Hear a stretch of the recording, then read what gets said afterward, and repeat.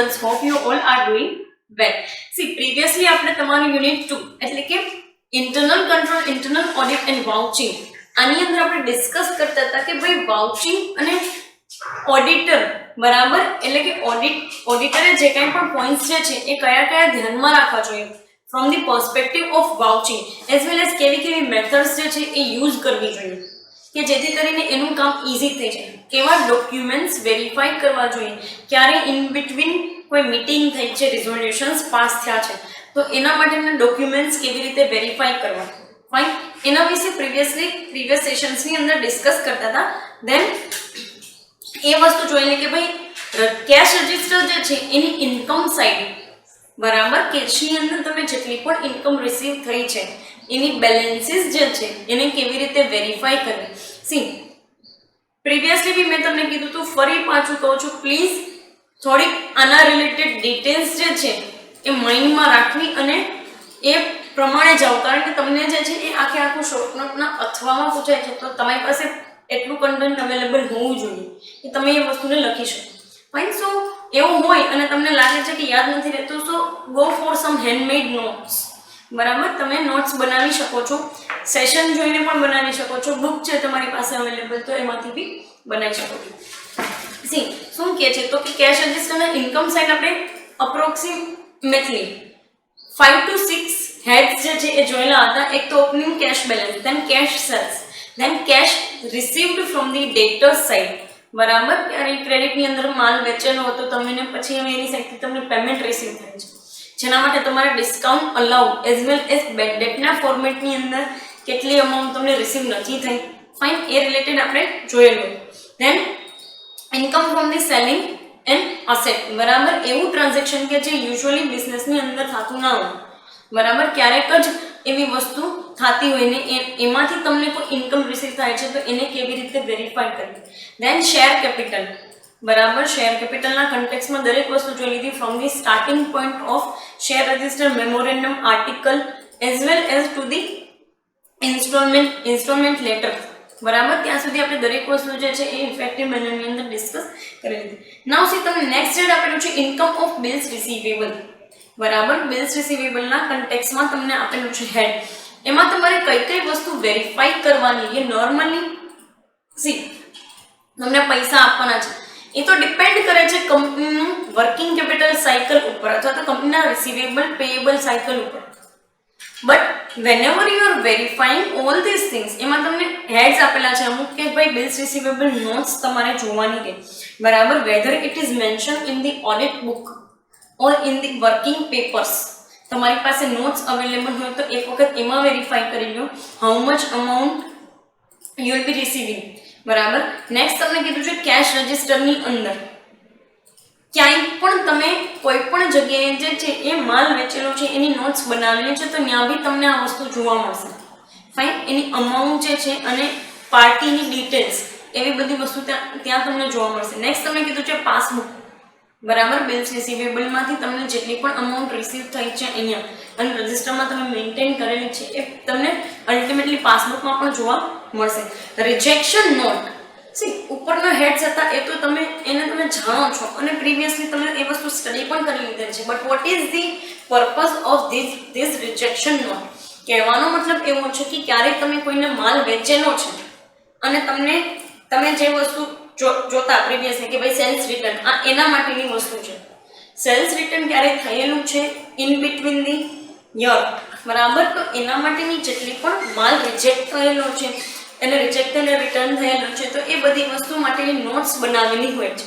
તો એક વખત રિજેક્શન નોટ પણ જોઈ લો, so you will get idea about the goods કે જે રિટર્ન થયેલો છે. સેલ્સ રિટર્નની અંદર તમે જે લખેલું છે એ વસ્તુ માટે તમને આઈડિયા આવે. નેક્સ્ટ તમને કીધું છે પીએનએલ અકાઉન્ટની અંદર તમને ક્યાંય પણ માલને લઈને કોઈ નુકસાની થઈ હોય બરાબર તો એ વિશે તમને પીએનએલની અંદરથી ઇન્ફોર્મેશન મળી જશે, તો એ બી એક વખત વેરીફાઈ કરી લો. And at last balance sheet, fine.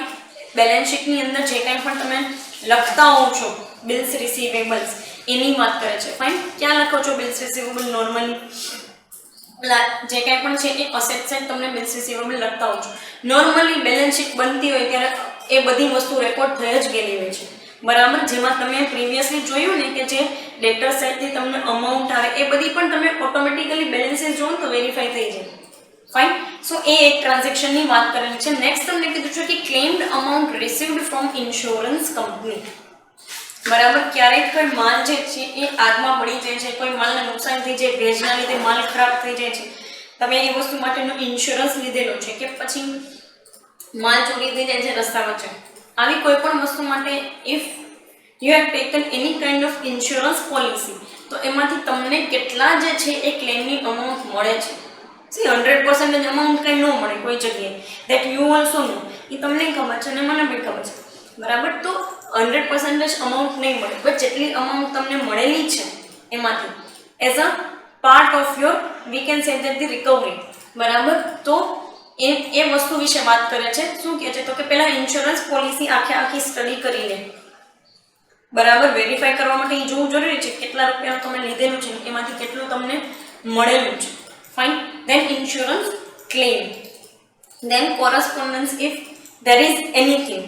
Most probably તો ના જોઈ, કારણ કે એ બધી વસ્તુ આવી રીતે નથી કરવામાં આવતી અને પર્ટિક્યુલર ઇન્સ્યોરન્સ કંપની જે છે એની સાથે ફેસ ટુ ફેસ કમ્યુનિકેશન કરીને લોકો કરતા હોય છે. Then comes to receipt.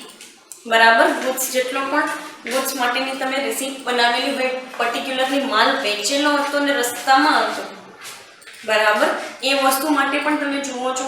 એવી ક્યારે સિચ્યુએશન હોય તોની વાત છે. અધરવાઇઝ તમારી કંપનીના ગોડાઉનમાં માલ ખરાબ થઈ ગયો બની, એ આખી અલગ સિચ્યુએશન છે. ત્યાં પછી અમુક ડોક્યુમેન્ટ્સ નહીં જોવાનું. ફાઇન. સો એ વ્યક્તિ કીધું છે અધર દેન દેટ પાસબુક તમને જેટલી 40%, 50%, 60% અમાઉન્ટ રિસીવ થઈ છે, બરાબર, એ તમારી પાસબુકની અંદર મેન્ટેન જે છે એ મેન્શન કરેલી હશે, તો તમે ત્યાં બી એ વસ્તુને જોઈ શકો. બરાબર. નેક્સ્ટ તમને કીધું છે ઇન્કમ ફ્રોમ ધી રેન્ટ. કોઈ બી તમે બિલ્ડિંગ જે છે અથવા તો માની લો કે બિઝનેસનું કોઈ બી આઉટલેટ કે જે તમે આપેલું છે રેન્ટ ઉપર, એના વિશેની વાત કરેલ છે. Receipt document of lease did.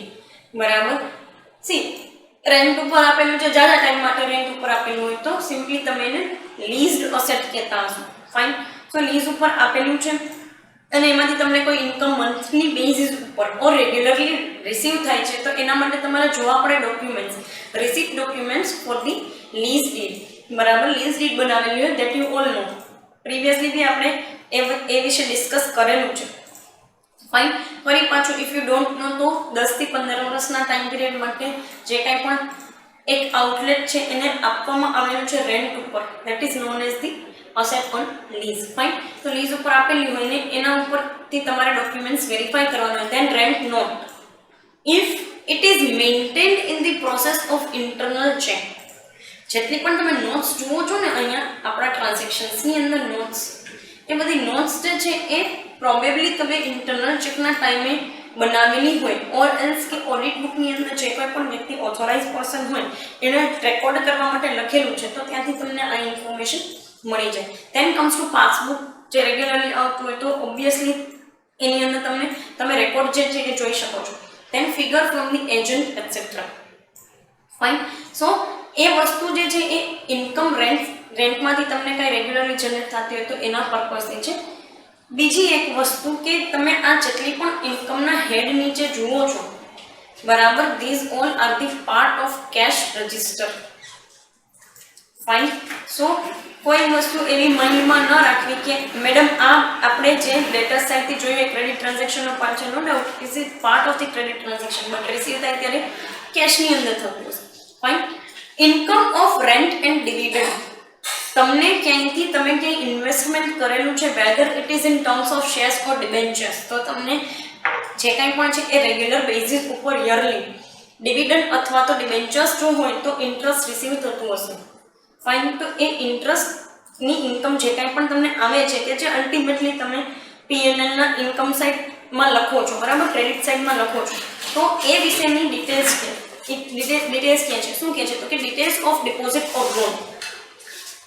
કાં તો ઇન્ટરેસ્ટ જે છે એ તમને ક્યાંથી રિસીવ થતું હોય ઇન્કમ તરીકે, તો કે તમે ડિપોઝિટ જે મૂકેલી છે એમાંથી, ઓર એલ્સ કોઈ બીજાને લોન આપી છે એનું ઇન્ટરેસ્ટ તમને મળતું હોય. સો એ પેરામીટર્સ, બરાબર. Then comes to agreement.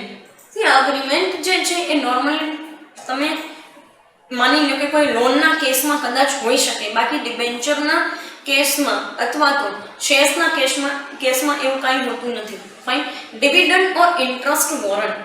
Dividend warrant or interest warrant એ તો તમારે સિમ્પલી કંપની સાઇડથી તમને જે કોઈ પણ સામેવાળી કંપની છે એના સાઇડથી તમને આપવામાં આવતું હશે. So it is also the one kind of we can say that the evidence which can prove કે તમને આ ઇન્કમ ત્યાંથી મળેલી છે. Fine. Then comes to passbook. બરાબર, બધામાં પાસબુક તો આવશે જ. બીજી એક વસ્તુ તમને એ કહી દઉં કે whether it is recorded in the passbook or it is not, but transactions હંમેશા અમુક વસ્તુના ટ્રાન્ઝેક્શન્સ હંમેશા તમે કેશમાં જ લેતા હો છો. Then comes to investment register. બરાબર, જે પ્રીવિયસલી તમે જોયેલું હતું એક શેર રજિસ્ટર કે જે કંપની મેન્ટેન કરતી હોય, એમાં આપણે કરીએ ઇન્વેસ્ટમેન્ટ રજિસ્ટર. જો કંપનીની અંદર તમે જે છે એ કાંઈ પૈસા રોકેલા હોય તો રિપોર્ટ્સ ઓફ ડિરેક્ટર્સ, જે અલ્ટિમેટલી તમે મીટિંગ અટેન્ડ કરેલી હોય તો એમાં તમને આપવામાં આવતું હોય છે. Then comes to balance sheet. Balance શીટની અંદર તમને આ વસ્તુ બેંક બેલેન્સ ઓર કેશ બેલેન્સના ફોર્મેટની અંદર જોવા મળતી હોય છે. Fine. So you can verify all this income from interest and dividend from the side of every document. જેમ કે ડિપોઝિટનું છે, અગ્રીમેન્ટનું છે, ડિવિડન્ડ ઇન્ટરેસ્ટ વોરંટ તમને મળેલા હોય તો એ છે, પાસબુક છે, ઇન્વેસ્ટમેન્ટ રજિસ્ટર છે, દરેક જગ્યાએ તમે એન્ટ્રી જોઈ શકો છો. તમને નેક્સ્ટ આપેલું છે કમિશન રિસીવ્ડ. બરાબર, કમિશન ઉપર તમે કોઈ વસ્તુ કરતા હોવ છો, બરાબર, કે સેલ્સ ને એવી બધી વસ્તુ જે છે એમાંથી તમને ક્યાંયથી કમિશન રિસીવ થતું હોય તો એના માટેની ઇન્કમ છે. ફાઇન. ઘણી બધી કંપનીઝ આવું કરતી હોય છે ને એના માટે કમિશન રિસીવ થતા પણ હોય છે. તમને કદાચ ખ્યાલ નહીં હોય, બટ કંપનીઝ એના માટેના અમુક સ્ટ્રેટેજિક અગ્રીમેન્ટ પણ કરતી હોય. બરાબર. સો if this commission receive is part of that income. શું કહે છે તો કે અગ્રીમેન્ટ ફોર કમિશન. જ્યારે તમે સામેવાળી પાર્ટી સાથે કોઈ અગ્રીમેન્ટ કરેલું છે કમિશન રિલેટેડ કે ભાઈ 2% કમિશન, 5%, 3%, 3.5%, તો એ કમિશન માટેનું agreement. Then comes to sales figures. Fine. Sales figures જોઈ લો, એક વખત રિસીટ જોઈ લો સેલ્સ માટેની, બરાબર, કે જેમાં તમે બંને કંપનીઝ અલાઇન થઈને ચાલતા હોવ છો. Then comes to passbook and correspondence with the other parties. બરાબર, સામેવાળી પાર્ટી સાથે તમે જો કોઈ વ્યવહારો કરેલા છે તો એ પોઈન્ટ ઓફ વ્યૂથી તમને આપેલું છે. Then comes to royalty received. Company જે છે એ પોતાનું નામની એવી બધું વસ્તુઓ યુઝ કરવા માટે અમુક રોયલ્ટી લેતી હોય. બરાબર, કે તમે સાથે એનું નામ યુઝ કરી શકો છો તો રોયલ્ટી પે કરવાની હોય, એવી કોઈ વસ્તુઓ હોય છે તો એના માટે તમને કીધું છે. એક વસ્તુ તમને કીધું કે this is the occasional thing, this is the just occasional transaction. Fine. Agreement of royalty statement. Agreement કર્યો છે તો એ અગ્રીમેન્ટ એક વખત વેરીફાઈ કરી લો, ધેન રિસીટ વેરીફાઈ કરી લો. બરાબર, બંને પાર્ટીઝે એક્સચેન્જ કરેલી હોય એ. અને જો રોયલ્ટી રિસીવ થઈ છે તો એ પોઈન્ટ ઓફ વ્યૂથી તમારા જે કંઈ પણ પાસબુકની અંદર એ વસ્તુ મેન્શન કરેલી હશે જે રિસીવ થઈ હોય. Fine. So this is all about the cash transactions or we can say that the income cash transactions. બરાબર, આ તમામ વસ્તુ અત્યાર સુધીમાં તમે જે જોઈ, this is all about the income side of cash register. એક વસ્તુ તમને આશ્ચર્ય થતું હશે કે મેડમ કેશ ટ્રાન્ઝેક્શન અને આમાં તમે જ્યાં જોવો ત્યાં પાસબુક બધી લખેલું છે. તો હા, એક વસ્તુ ચોખ્ખું કહી દઉં કે આટલા બધા ટ્રાન્ઝેક્શન્સ કે જે નોર્મલી કેશમાં દર્શાવવામાં આવતા હોય છે એ કેશની લેવડ દેવડ નથી હોતી. This is all the bank transfer things. બરાબર, બટ આપણે શું કામ એને કેશમાં લઈએ છીએ? કારણ કે આપણા પાસે એ વસ્તુ અમુક મેન્ટેનેબલ ફોર્મેટની અંદર હોય. Fine. So that's why it is mention as the cash or it is mention as the passbook. બરાબર, પ્રીવિયસ સેશનની અંદર આપણે જેટલા ટ્રાન્ઝેક્શન જોયા એ સિવાયના આ સેશનની અંદર ઇન્કમ જે છે બિલ્સ રિસીવેબલની, કે જે તમારા અલ્ટિમેટલી બિલ્સ રિસીવેબલ સાયકલ ઉપર ડિપેન્ડ કરે છે. It can be of 1 month, it can be of 2 months, it can be of 3 months. Fine. So 3 મહિનાનું સાયકલ છે ને એ ટાઈમ પીરિયડમાં તમને રિસીવ થતા હોય છે બિલ્સ અને એ પેમેન્ટ આવે છે તો એની વાત કરેલી છે. ધેન આપણે જોયું કે ભાઈ ક્લેમ અમાઉન્ટ કેવી રીતે મળી શકે. જે કાંઈ પણ અમાઉન્ટ આપણને સેન્કશન થઈ હોય from the side of insurance company, આખા તો ન જ આપે પણ અમુક નુકસાન આપણે ભરપાઈ કરીશું. કેટલા પૈસા આપે? 40%, 50% જે નક્કી થયા હોય. બરાબર, પોલિસીની અંદર. Then income from the rent. Rent side એટલે કે સામેવાળાને તમે લીઝ ઉપર આપેલું છે તો પહેલાં તો લીઝ ડીડ જોઈ લો કે એમાં કેવી રીતે છે, પછી વચ્ચે કોઈ એજન્ટ હોય, એજન્ટને કાંઈ પૈસા દેવાના હોય એ વસ્તુ માટેના તો એ જોઈ લો, રેન્ટ નોટ કેવી રીતે મેન્ટેન કરેલી છે એ, then comes to income of interest and dividend. એના માટે મેં તમને કીધું એમ તમે જ્યાં પણ પૈસા ઇન્વેસ્ટ કરેલા હોય એના માટેના ડોક્યુમેન્ટ્સ, બરાબર, શેર્સમાં પૈસા ઇસ્યુ કરેલા, પૈસા ઇન્વેસ્ટ કરેલા છે કે ડિબેન્ચરમાં પૈસા ઇન્વેસ્ટ કરેલા છે તો એના માટેના ડોક્યુમેન્ટ્સ ઓબ્વિયસલી તમારી પાસે અવેલેબલ હશે જ. Fine. Next comes to commission receive and royalty receive. બરાબર, બંને વસ્તુ જે છે એ બહુ ઇઝી મેનરની અંદર આપેલી છે. પર્ટિક્યુલર આ સેશન માટે આપણે જે છે એ ઇન્કમ સાઇડ ડિસ્કસ કરેલી છે. કમિંગ સેશનની અંદર આવી જ રીતે વાઉચિંગ ઓફ એક્સપેન્સ સાઇડ જે છે કેશ રજિસ્ટરની એ વસ્તુ આપણે ડિસ્કસ કરશું. અત્યારે આ લેક્ચર બુક અહીંયા સુધી રાખો. Thank you so much.